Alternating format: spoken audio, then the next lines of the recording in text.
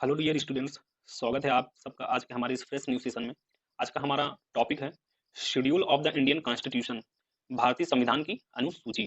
तो आइए शुरू करते हैं। हमारा टॉपिक है भारतीय संविधान की अनुसूची, schedule of the Indian constitution. ये बहुत ही इंपॉर्टेंट टॉपिक है, यहाँ से अच्छे खासे क्वेश्चन आते हैं, सभी एग्जाम में पूछे जाते हैं, जितने भी लॉ एंट्रेंस एग्जाम है, चाहे वो BHU हो, DU हो, AU हो और लखनऊ यूनिवर्सिटी हो। लखनऊ यूनिवर्सिटी में तो खासकर वहाँ से 3-4 क्वेश्चन शेड्यूल से पूछे जाते हैं और बाकी तो CUET में भी पूछा जाता है। तो ये आपके लिए एग्जाम के पर्पज से बहुत ही इंपॉर्टेंट है, आप इसे इग्नोर नहीं कर सकते हैं। बने रहिए, अंत तक बने रहिए, आपके लिए बहुत ही हेल्पफुल होने वाला है।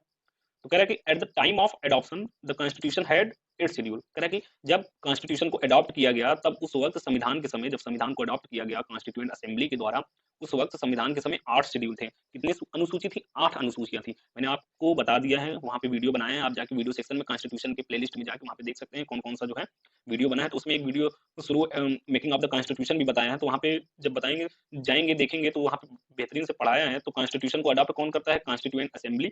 संविधान को संविधान सभा जो है अडॉप्ट करती है, और कब करती है? 26 नवंबर 1949 को अडॉप्ट करती है। जब 26 नवंबर 1949 को अडॉप्ट करती है तो उस वक्त कितने थे? At the time of adoption the constitution had 8 schedule, 8 schedule था। फिर उसके बाद 26 जनवरी 1950 कॉन्स्टिट्यूशन फोर्स में आता है। फिर उसके बाद बट नाउ प्रेजेंट, तब से अब तक, 26 जनवरी 1950 से अब तक, but now present the constitution contained 12 schedule. तब से अब तक कॉन्स्टिट्यूशन के पास जो है कितने शेड्यूल हैं? 12 शेड्यूल है। तो ये बहुत ही इंपॉर्टेंट है। यहाँ से पूछता है कि at the time of adoption constitution के पास कितने शेड्यूल थे, तब वहां पे हम क्या लगाएंगे? 8 शेड्यूल। अब अगर प्रेजेंट पूछता है तो अभी कोई अमेंडमेंट से कोई जोड़ा नहीं गया है, सिर्फ 12 शेड्यूल है। 2023 चल रहा है, तो अभी 2023 फरवरी में सिर्फ हमारा 12 शेड्यूल है, कोई न्यू शेड्यूल नहीं आया है। तो आपको प्रेजेंट में अगर पूछेगा तो 12 शेड्यूल लगाइएगा, और at the time of adoption पूछेगा तब आप वहां पे 8 शेड्यूल टिक करिएगा। ठीक है, यहाँ से भी दोनों क्वेश्चन बनते हैं। कभी कभी पूछ लेता है कि एडॉप्शन के समय कितने शेड्यूल थे, तब आपको बताना पड़ेगा 8 शेड्यूल। और कभी कभी पूछता है कि प्रेजेंट में एज ऑन 2023 कितने शेड्यूल हैं? 12 शेड्यूल। तो ये आपको बताना पड़ेगा। ठीक है, अब आइए आगे देखते हैं। हमको शेड्यूल पढ़ना है, अनुसूची पढ़नी है। कितने अनुसूचियां हैं? शुरू में 8 था, अब कितने हैं? 12 हैं। तो टोटल हमको 12 अनुसूचियां पढ़ना है। एक्चुअली 12 अनुसूचियां पढ़ना है कि एक एक अनुसूची में फर्स्ट शेड्यूल, सेकंड शेड्यूल और बाकी 12 शेड्यूल में ऐसे कितने कितने क्या क्या प्रोविजन है, क्या क्या सब्जेक्ट है, तो हमको बस वही पढ़ना है। तो आइए देखते हैं। ये देखिए फर्स्ट शेड्यूल में क्या है? States and union territories. अब यहाँ पे फर्स्ट शेड्यूल में देखिए, यहाँ पे फर्स्ट शेड्यूल लिखा है, क्या क्या है इसमें? State and union territories. तो आपका जो है टोटल कितने स्टेट हैं? टोटल जो है 28 स्टेट्स हैं, ये 28 स्टेट हो गया, और 8 यूनियन टेरिटोरीज। ठीक है, इसको आप देख लीजिए। क्वेश्चन ये भी पूछता है कि इंडिया में टोटल कितने स्टेट हैं और टोटल कितने यूनियन टेरिटोरीज हैं। तो टोटल 28 स्टेट हैं और 8 यूनियन टेरिटोरीज हैं। तो ये आपका रिसेंटली अभी जो है जम्मू एंड कश्मीर, और फिर उसके बाद वो लद्दाख अलग हुआ था, तो इस वजह से, और फिर उसके बाद गोवा, दमन, दीव एंड ये जो है मिल गए थे। तो जो है 28 स्टेट एंड 8 यूनियन टेरिटोरीज। बहुत ही इंपॉर्टेंट है, लोगों को नहीं आ रहता, कंफ्यूज रहते हैं कि यूनियन टेरिटोरीज कितना है। तो इसको हिंदी में देखते हैं कि पहली अनुसूची में कहता है कि राज्य, फिर उसके बाद संघ राज्य क्षेत्र, राज्य आते हैं और संघ राज्य क्षेत्र, मतलब the state 28 state and the union territories 8 union territories. ये फर्स्ट शेड्यूल में है, पूछता है फर्स्ट शेड्यूल में क्या है? 28 स्टेट एंड 8 यूनियन टेरिटोरीज, मतलब स्टेट है और उसके संघ राज्य क्षेत्र हैं। फिर अब सेकंड शेड्यूल की बात करते हैं हम। सेकंड शेड्यूल में पार्ट ए में है provision as to the president and governor of the state. तो ये जो पार्ट ए है, इसमें राष्ट्रपति और राज्यों के राज्यपालों के बारे में उपबंध दिया गया है। पूछता है कि किस शेड्यूल में president and governor of the state के बारे में है, तो वो शेड्यूल सेकंड के पार्ट ए में। पार्ट बी में वर्ड ओमिटेड है, कोई यहाँ पे नहीं है। फिर उसके बाद पार्ट सी में क्या कहता है कि provision as to speaker and deputy speaker of house of people and chairman and deputy chairman of the council of state and the speaker and deputy speaker of the legislative assembly and the chairman and deputy chairman of the legislative council of state. ये है। तो अब इसको हिंदी में देखते हैं। कह रहा है कि लोकसभा के अध्यक्ष और उपाध्यक्ष के तथा राज्यसभा के सभापति और उपसभापति के तथा राज्य की विधानसभा के अध्यक्ष और उपाध्यक्ष के तथा विधान परिषद के सभापति और उपसभापति के बारे में उपबंध। ये बेसिकली जो लेजिस्लेचर में जो अध्यक्ष होते हैं, जो chairman, deputy chairman, speaker and deputy speaker होते हैं, उनके बारे में बताया गया है। तो सेकंड शेड्यूल में प्रेसिडेंट, गवर्नर के बारे में बताया गया है। फिर उसके बाद speaker, deputy speaker, chairman and फिर उसके बाद डिप्टी चेयरमैन और काउंसिल ऑफ स्टेट्स, लोकसभा, इन सब के बारे में बताया गया है। फिर उसके बाद पार्ट डी में कहता है कि प्रोविजन एज टू जजेस of the supreme court and high court.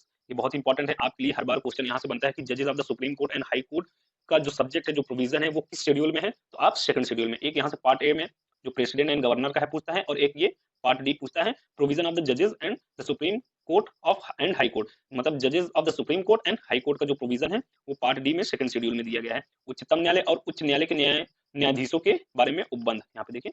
फिर उसके बाद पार्ट ई में आता है, पार्ट ई में क्या आता है कि provision as to controller and auditor general, controller and auditor general of India, ये भी बहुत इंपॉर्टेंट है, क्वेश्चन पूछा है। भारत में नियंत्रक महालेखा परीक्षा के बारे में उपबंध, ये किसमें दिया है, सेकंड शेड्यूल में, पार्ट ई में।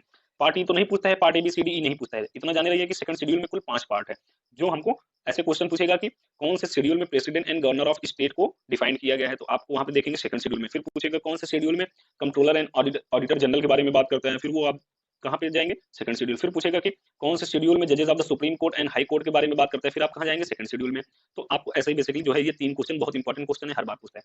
फिर उसके बाद कहता है कि थर्ड शेड्यूल में कहता है कि forms of oath and affirmation for किनके किनके लिए है, ये बेसिकली जो है ओथ अफर्मेशन जो होता है वो किनके किनके लिए है मैं बता रहा हूँ, आप ध्यान से सुनिएगा और या हो सके तो उसको लिख लीजिए। थर्ड शेड्यूल में forms of oath and affirmation of the union minister, the candidate for election to the parliament, the member of the parliament, the judges of the Supreme Court, the Comptroller and Auditor General of India, the State Minister, the candidates for election to the State Legislature, the member of the State Legislature, the judges of the High Court। Basically जितने भी मतलब आपको constitutional position है सबके लिए forms of oath and affirmation वो third schedule में है, यानी शपथ या प्रतिज्ञापन के रूप में वो थर्ड शेड्यूल में दिया गया है। फोर्थ शेड्यूल में कहता है कि allocation of seats in the council of states, इसका मतलब ये होता है कि प्रेसिडेंट के द्वारा जो काउंसिल ऑफ स्टेट मतलब राज्यसभा में जो 12 सीट होती हैं प्रेसिडेंट के द्वारा, वही है deals with allocation of states and union territories in Rajya Sabha. Basically ये जो 12 सीट जो है रिजर्व होता है प्रेसिडेंट के पास, वो काउंसिल ऑफ स्टेट के लिए वो फोर्थ शेड्यूल के बारे में बताता है, फोर्थ शेड्यूल में बताता है। तो आपका यहाँ पे इतना था। अब हम आगे देखते हैं। अब आता है हमारा फिफ्थ शेड्यूल, 5वां अनुसूची। फिफ्थ शेड्यूल क्या कहता है कि provision as to administration and control of schedule areas and schedule tribe, ये कह रहा है कि अनुसूचित क्षेत्रों और अनुसूचित जनजातियों के प्रशासन और नियंत्रण के बारे में उपबंध। फिर उसके बाद फिफ्थ शेड्यूल का पार्ट ए है जनरल है, फिर उसके बाद पार्ट बी में administration and control of schedule areas and schedule tribes, schedule areas and schedule tribes यहाँ पर भी है, schedule areas and schedule tribes यहाँ पर भी है। फिर अनुसूचित क्षेत्रों में अनुसूचित जनजातियों का प्रशासन और नियंत्रण, पार्ट सी में है शेड्यूल एरियाज, पार्ट डी में अमेंडमेंट ऑफ द शेड्यूल, अनुसूची का संशोधन। तो यहाँ से बेसिकली वैसे फिफ्थ शेड्यूल ज्यादा नहीं पूछता है, जो पूछता है मैं बता रहा हूँ। फिफ्थ शेड्यूल में अगर पूछेगा provision as to administration and control of schedule areas and एससीज एंड एसटीज, दोनों इसमें आ जाते हैं, ठीक है। फिर उसके बाद सिक्स्थ शेड्यूल में provision as to administration of tribal areas in the state of Assam, Meghalaya and Tripura, Mizoram, north eastern state basically आते हैं, जो या तो कह सकते हैं नहीं, सेवन सिस्टर तो इसमें नहीं आते हैं, नॉर्थ ईस्टर्न स्टेट के कुछ होते हैं। फिर छठी अनुसूची में असम, मेघालय, त्रिपुरा और मिजोरम के राज्यों के जनजातीय क्षेत्रों के प्रशासन के बारे में उपबंध दिया गया है। फिर अब हम आते हैं सेवेंथ शेड्यूल। सेवेंथ शेड्यूल में बेसिकली ये बताता है distribution of power between the union and state. ये सेवेंथ शेड्यूल जो है ये हमारे पावर को डिस्ट्रीब्यूट करता है कि कैसे यूनियन एंड स्टेट में जो पावर है वो कैसे बटी हुई है और कैसे उस पर जो है वहां के जो लेजिस्लेचर है कैसे वर्क करेंगे। बेसिकली इसमें 3 लिस्ट है, सेवेंथ शेड्यूल में 3 लिस्ट है, कौन कौन से हैं, पहला है यूनियन लिस्ट, दूसरा है स्टेट लिस्ट, तीसरा है कंकरेंट लिस्ट। तो यूनियन लिस्ट जो होता है, ये जो यूनियन लिस्ट होता है इस पे बेसिकली यूनियन जो मेन सेंट्रल गवर्नमेंट होता है, यूनियन मेन सेंट्रल गवर्नमेंट जैसे पार्लियामेंट, लोकसभा और राज्यसभा, जो यूनियन लिस्ट होते हैं, जितने भी यूनियन लिस्ट में सब्जेक्ट है वो लोकसभा और राज्यसभा इस पे जो है कानून बनाती है। जितने भी यूनियन लिस्ट में सब्जेक्ट है उस सब्जेक्ट पर लोकसभा या राज्यसभा ही कानून बना सकती है, उसमें स्टेट लेजिस्लेचर का कोई भी वो नहीं रहेगा, इसमें सिर्फ पार्लियामेंट ही कानून बनाएगी। इसको मैं अलग से एक वीडियो ले आऊंगा, इस पे बेसिकली बहुत इंपॉर्टेंट क्वेश्चन है, तीनों लिस्ट आता है हर बार में, तीनों लिस्ट में एक अलग से वीडियो ले आऊंगा, उसमें बताऊंगा आपको अच्छे से। यहाँ पे बस आप 7 शेड्यूल में जानिए 3 लिस्ट है, यूनियन लिस्ट, स्टेट लिस्ट और कंकरेंट लिस्ट। और स्टेट लिस्ट में यहाँ के जो स्टेट लेजिस्लेचर होते हैं वो जो है यहाँ पे बनाते हैं कानून। फिर कंकरेंट लिस्ट में जो भी प्रोविजन है, जो भी सब्जेक्ट है, उसमें पार्लियामेंट और स्टेट लेजिस्लेचर दोनों मिलकर कानून बनाते हैं। फिर उसके बाद 8 शेड्यूल में है description of 22 language recognised by the constitution. संविधान के 8वें अनुसूची, संविधान के 8वें शेड्यूल में क्या कहता है कि 22 लैंग्वेज जो है वो कॉन्स्टिट्यूशन के द्वारा, संविधान के द्वारा रिकॉग्नाइज्ड हैं। देखिए 7वीं अनुसूची तो मैंने आपको बता दिया, 3 लिस्ट है। फिर 8वीं अनुसूची में भाषाएं हैं, कौन सी भाषाएं हैं, 22 भाषाएं हैं जो संविधान के द्वारा निहित हुई है, जो संविधान में लिखी गई है, 22 भाषाएं हैं और वो आपको जो है मैं लैंग्वेजेस में पढ़ा दूंगा। फिर उसके बाद 9th शेड्यूल में validation of certain acts and regulation, मतलब कुछ अधिनियमों और विनियमों का विधि मान्यकरण। बेसिकली 9th शेड्यूल जो है ये आर्टिकल 31B के बारे में बात करता है। फिर उसके बाद 10th शेड्यूल जो है provision as to disqualification on the ground of defection, बहुत ही इंपॉर्टेंट है, हर बार पूछता है 10th शेड्यूल, बहुत ही इंपॉर्टेंट है। एक तो ये हमारा जो है 8th शेड्यूल हो गया और फिर उसके बाद जो है 10th शेड्यूल बहुत ही इंपॉर्टेंट है। ये जो 10th शेड्यूल है हमारा वो जो है 52nd कॉन्स्टिट्यूशनल अमेंडमेंट के साथ जोड़ा गया है, इसको देख लीजिए, मैं जब अमेंडमेंट पढ़ाऊंगा वहाँ पे इंपॉर्टेंट जितने अमेंडमेंट रहेंगे सबको बता दूंगा। ये जो 10th शेड्यूल है वो 52nd कॉन्स्टिट्यूशनल अमेंडमेंट के साथ जोड़ा गया है। मेरी बातों को गौर से सुनिए, 10th शेड्यूल को 52nd कॉन्स्टिट्यूशनल अमेंडमेंट के साथ जोड़ा गया है। आप इसे इग्नोर नहीं कर सकते। हर बार क्वेश्चन आता है कि validation of certain act and regulation, इसको बेसिकली किस नाम से जाना जाता है? Anti defection law. ये एंटी डिफेक्शन लॉ होता है, ये बेसिकली इसलिए होता है कि जो मतलब पार्लियामेंट में जो, जैसे अगर कोई, आप बस यही जानिए कि इसमें एक पार्टी को अगर जब छोड़ के दूसरे पार्टी में परिवर्तित होने जाते हैं, दरबदल कानून होता है जो है, बेसिकली ये दरबदल कानून ही है कि कोई, इसको इसलिए लाया गया है ताकि कोई भी जो है मिनिस्टर या कोई भी मेंबर जो है, मेंबर ऑफ पार्लियामेंट, कुछ भी कहीं पर भी हो, चाहे वो स्टेट लेजिस्लेचर को, चाहे वो पार्लियामेंट का हो, कुछ भी हो, वो जो है दरबदल नहीं कर सकता है, इजीली नहीं दरबदल कर सकता है। ये बेसिकली उसी के लिए, क्योंकि अगर ये इसके पहले क्या था, लोग बदल देते थे, इस पक्ष में है, इस पार्टी में है, ये पार्टी हार गई है तो चलिए जो जीत गया उसमें चले जाते थे पहले। अब जब से ये आ गया है 52nd कॉन्स्टिट्यूशनल अमेंडमेंट एक्ट, तो इसमें लोगों में डर रहता है कि अगर हम बदल देंगे तो हमारे जो है सीट के ऊपर कोई प्रभाव हो सकती है। तो बेसिकली ये इसी के लिए आया है। मैं बाद में इसको अगर डिफाइन करूंगा तो बाद में बता दूंगा, एक वीडियो में ले आऊंगा, शॉर्ट वीडियो बना दूंगा। फिर उसके बाद 11th शेड्यूल, ये बहुत ही इंपॉर्टेंट है। 11th शेड्यूल, यहाँ से मैंने बोला ना, ये जो है जितने हैं सब इंपॉर्टेंट है। ये 8, 9, 10 तो बता दिया, 11th 10th जो है, 10th वाला जानते रहिए। 52nd कॉन्स्टिट्यूशनल अमेंडमेंट के साथ ये जो है एंटी डिफेक्शन लॉ ले आया गया है, ठीक है। फिर उसके बाद 11th schedule, powers, authority and responsibility of panchayat, powers, authority and responsibility of panchayat. 10th schedule में बेसिकली 29 सब्जेक्ट आते हैं, 29 सब्जेक्ट आते हैं। इसमें जो है पंचायत के बारे में बताया गया है। 10th शेड्यूल में 29 सब्जेक्ट आते हैं, और ये 11th शेड्यूल में 29 सब्जेक्ट आते हैं, बेसिकली पंचायत के बारे में बताया गया है। और powers, authority and responsibility of panchayat, जिसमें 29 सब्जेक्ट आते हैं, और ये जो है 73rd कॉन्स्टिट्यूशनल अमेंडमेंट के साथ जोड़ा गया है। कितने अमेंडमेंट के साथ जोड़ा गया है? 73rd कॉन्स्टिट्यूशनल अमेंडमेंट के साथ जोड़ा गया है। 11th शेड्यूल को 73rd कॉन्स्टिट्यूशनल अमेंडमेंट के साथ जोड़ा गया है। हर बार क्वेश्चन पूछता है, बहुत ही इंपॉर्टेंट है, आप लिख लीजिए। 11th शेड्यूल को 73rd कॉन्स्टिट्यूशनल अमेंडमेंट के साथ जोड़ा गया है, 73rd कॉन्स्टिट्यूशनल अमेंडमेंट एक्ट 1992। फिर अब आता है 12th शेड्यूल में, और इसमें ये भी पूछता है कि 11th शेड्यूल में टोटल सब्जेक्ट कितने हैं? 29 सब्जेक्ट हैं।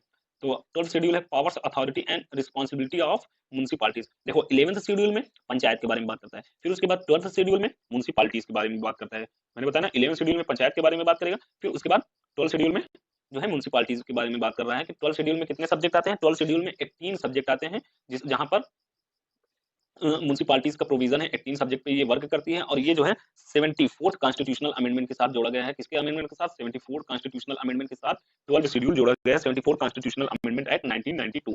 बहुत ही इंपॉर्टेंट क्वेश्चन है, यहाँ से बनते हैं ये 8th, 10th, 11th, 12th, बहुत बहुत बहुत ही इंपॉर्टेंट है। 8th, 10th, 11th, 12th, आप इसको छोड़ नहीं सकते। एक ये, फिर उसके बाद 10th, फिर उसके बाद ये तीनों जो है 10th, 11th, 12th, बहुत ही इंपॉर्टेंट है। ये ज्यादातर अमेंडमेंट से पूछता है या डायरेक्ट पूछ लेता है कि पंचायत में कितने सब्जेक्ट है? 29 सब्जेक्ट है, और म्युनिसिपैलिटीज में कितने हैं? 18 सब्जेक्ट हैं। और पंचायत कौन से शेड्यूल में है? 11th शेड्यूल में है। कौन से संविधान संशोधन से जोड़ा गया है? 73rd कॉन्स्टिट्यूशनल अमेंडमेंट से जोड़ा गया है। म्युनिसिपैलिटीज कौन से शेड्यूल में है? 12 शेड्यूल में है। कौन से संविधान से जोड़ा गया है? वो हमारा जो है 74 कॉन्स्टिट्यूशनल अमेंडमेंट के साथ जोड़ा गया है। फिर उसके बाद जो है 8th शेड्यूल, तो हमारा जो है लैंग्वेजेस है, ये भी कौन कौन से कहाँ से जोड़ा गया है मैं बता दूंगा आपको जब अमेंडमेंट पढ़ाऊंगा। बेसिकली ये अमेंडमेंट से ज्यादातर यही 11th और 12 पूछते हैं, और बाकी इसमें मैटर पूछते हैं कि कितने मैटर है। 29 पंचायत में है, 18 म्युनिसिपैलिटीज में। ये आपके लिए हो गया पूरा शेड्यूल। 12th शेड्यूल मैंने आपको बता दिया है, यहीं से क्वेश्चन बनते हैं, और बेसिकली ऐसे ही क्वेश्चन आते हैं। बहुत इसमें ज्यादा आपको दिमाग नहीं लगाना है, बस आपको देखना है कौन से शेड्यूल क्या है, हमको वो याद करना है। और अगर अमेंडमेंट है तो अमेंडमेंट याद करना है। अगर कोई इसमें मैटर है, जैसे 11th में मैटर है, 11th शेड्यूल में मैटर कितने हैं? 29 सब्जेक्ट। कितने किसके लिए है? पंचायत के लिए है। किससे जोड़ा गया है? 73rd कॉन्स्टिट्यूशनल अमेंडमेंट एक्ट से जोड़ा गया है। फिर उसके बाद 12th शेड्यूल में कितने मैटर हैं? 18 है। किसके लिए है? म्युनिसिपैलिटीज के लिए है। और कौन से संविधान संशोधन से जोड़ा गया है? 74 कॉन्स्टिट्यूशनल अमेंडमेंट एक्ट के तहत जोड़ा गया है। अब आगे देखते हैं।